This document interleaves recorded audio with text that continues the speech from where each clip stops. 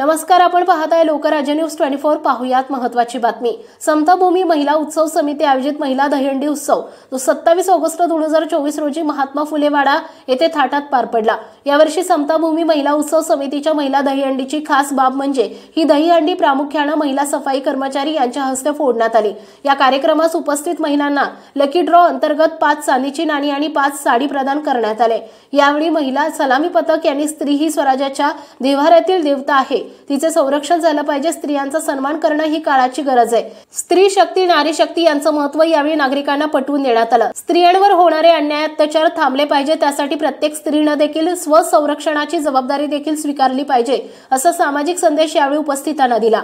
या महिला दहीहंडी कार्यक्रमास प्रमुख पाहुणे म्हणून संपूर्ण महिला वर्ग उपस्थित होता। तसेच या कार्यक्रमासाठी साकी बाबाजी, प्रशांत दादा जगताप, कुणाल दादा टिळक, शेखर काका धावडे, आसिफ शेख, मिलिंद अहिरे, प्रीतीताई, अखिलेश राजगुरू गुरुजी, आकाश भाऊ फासगे, करण फासगे आणि इतर सामाजिक आणि राजकीय पदाधिकारी, महिला नागरिक मोठ्या संख्येने उपस्थित होते। यावेळी बोलताना अध्यक्ष पायल चव्हाण यांनी सांगितले की दहीहंडी उत्सवानिमित्त महिलांसाठी केलेली ही आगळीवेगळी दहीहंडी करताना विशेष आनंद झाला। महिलांवर होणारे अन्याय अत्याचार आणि स्वसंरक्षणाची जबाबदारी याची जाणीव महिलांना करून देण्यात आली।